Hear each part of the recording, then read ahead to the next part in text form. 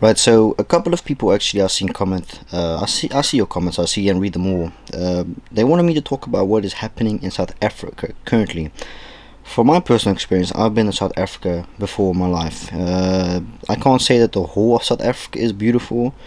A lot of it is beautiful, but there's also a lot of poverty. But I feel like it's all over the world. There's poverty and criminality in this. But this is bizarre. I haven't really been looking at the news lately because this whole goddamn year it's just pushing this whole corona thing from my experience and them.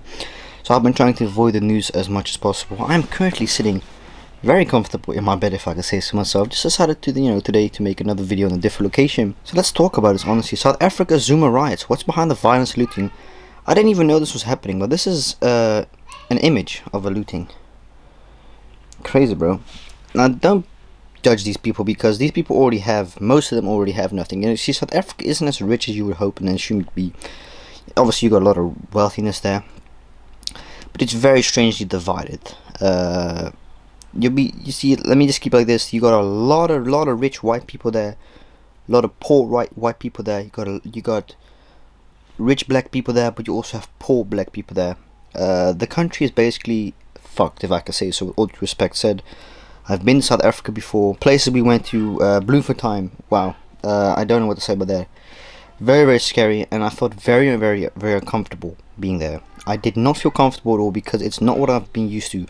But I feel like it's different when you grow up with it, then you get used to this, But it wasn't posh at all. I'm not saying that I'm posh, but comparing my neighborhood to the neighborhood we were in SA, huge difference. Very, very scary, man. Kids of what all age sniffing glue, sniffing kerosene, which is a cheap form of way of getting high for those who can't afford weed. I don't even think weed is legal in SA. I'm not sure actually. But enough talking about what I think. Let's talk about it. Some are calling events over the last week democratic South Africa's darkest hour. That's the funny thing. There's nothing democratic about SA at all. Like, the people have no voices at all.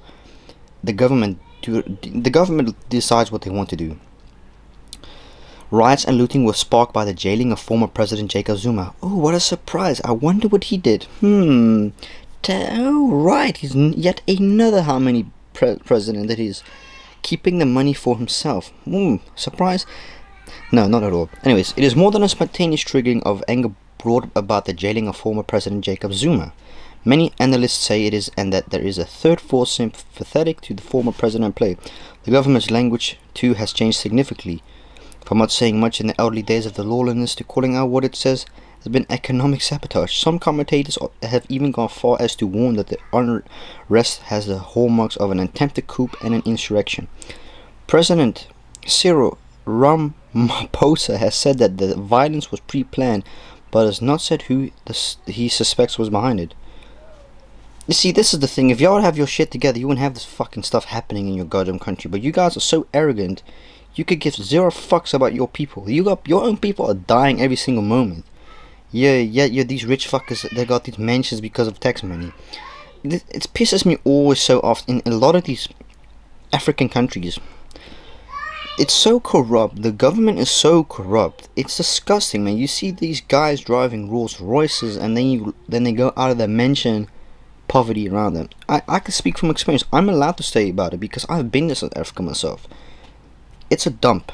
No offense to anyone watching this, but South Africa is a dump. At least the place I went. Yeah, of course you got luxury places, but those luxury places are way far ahead of the actual reality. Those luxury expensive places aren't realistic. It's not realistic, my man.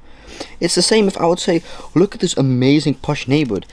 It's not realistic because, let's keep it honest, what did it cost to build this on there? What did it cost for the people? You gotta think it as well. When I was in South Africa, right, I didn't know what to expect. I swear to God, I didn't know what to expect. I wasn't expecting much. I was not really expecting like my neighborhood, but I wasn't expecting it to be this bad. It was fucking horrendous. I swear to God, man, what I saw on the streets was sad, man. Like I said in the beginning of this video, kids sniffing glue, this and that. It's sad. And you really start to think like, wow, am I very grateful, and I must be very grateful that I've been brought up in an environment where I don't have to see this. You gotta be very, very fortunate to not have to see that in your own neighborhood. It's very scary. And I even had a guy come up to me, I would assume a homeless person, I don't know. He offered me to buy a watch. I swear to God, the guy walked up to me and my dad and offered me to buy a watch, which was a Gucci watch.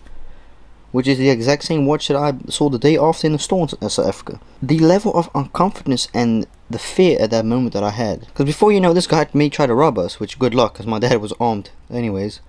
He was armed. Obviously he had a knife on him, duh. But that's not gonna save you though. But it's really sad, man. This is the how many corrupt freaking government that they have, and I feel really genuinely bad for these people in South Africa. And I don't feel fucking bad for the government at all. I don't support polluting and laundering. I don't. But I'm not gonna say what I find about this because I don't know the exact story about this plundering. Well, what's caused the rioting? Johannesburg. This is, by the way, a photo of Johannesburg, which is where my mum grew up. Also very dangerous. South Africa has been rocked by the worst violence since the nation achieved democracy in 1994. There's not even democracy. It doesn't exist there. Let's be honest. If you live in SA, you've been there, you know it don't exist. Let's be honest. You don't have no voice. Your voice is irrelevant. The government don't care. Here's a close look at the unrest. What triggered the violence? The unrest began on July 8th when former President Jacob Zuma started serving a 15-month prison sentence for contempt of court. Supporters in his home province of KwaZulu-Natal set up roadblocks on major highways and burned about 20 trucks. The protests closed the N3 and N2 highways, which link the Indian Ocean ports of Durban, which I've been to Durban. Compared to Bloemfontein, Durban is way nicer. It's still a dump, don't get it wrong. It's still not beautiful, I think. And Richards Bay to the industrial hub of Johannesburg and to Cape Town.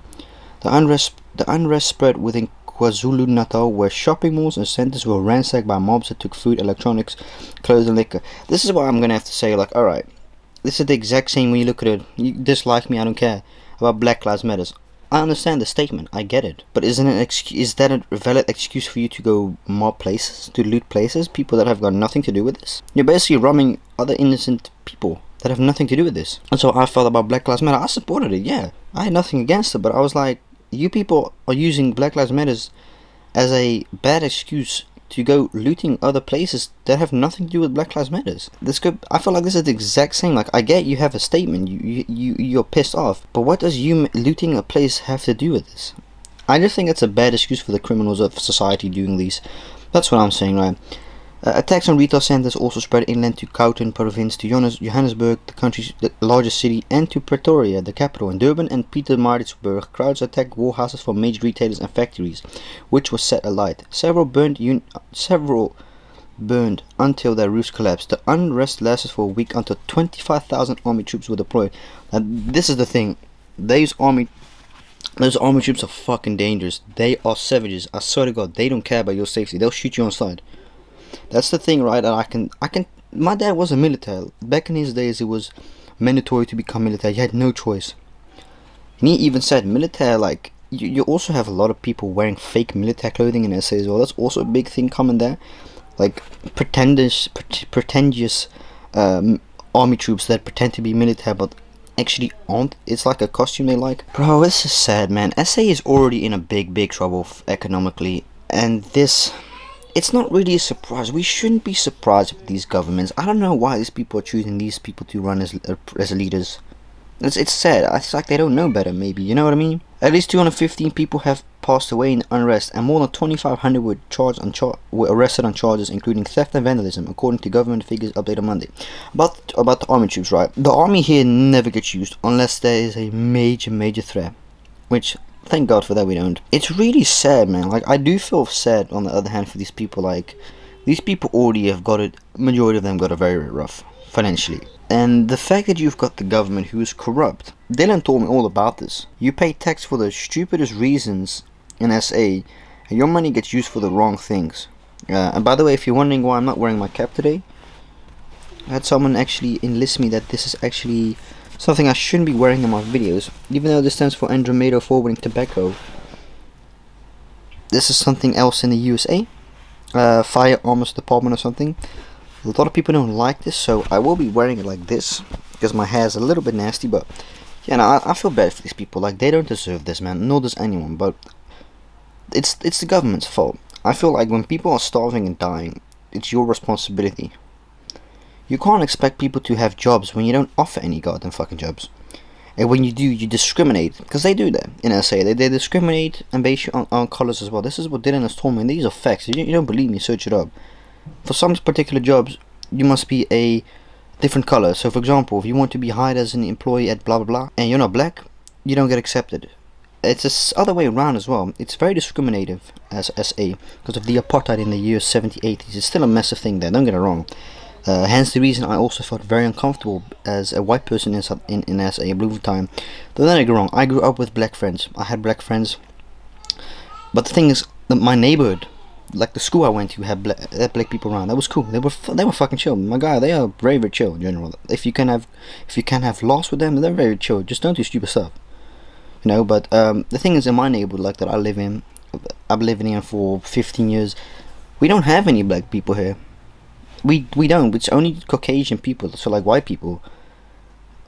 But I don't look at someone from a different skin color. It's just like I'm not used to being surrounded by so many black people. I wasn't, and it felt very uncomfortable for me. Not that I'm racist, not at all. I just felt really uncomfortable being one of the only few white people there, because that's the thing in Bloemfontein, there are a lot of colored people there, and seeing a white person there walking is like a Pokemon Easter egg.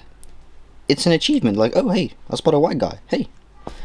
I felt very uncomfortable, because it also had to do with the fact that apartheid was a massive thing back in the times. And people do attack each other on the streets for no reason because of skin color. Dude, I swear to God, SA is not a country you want to necessarily go to if you're expecting this and that. It's a very harsh country. People are very, very harsh in general.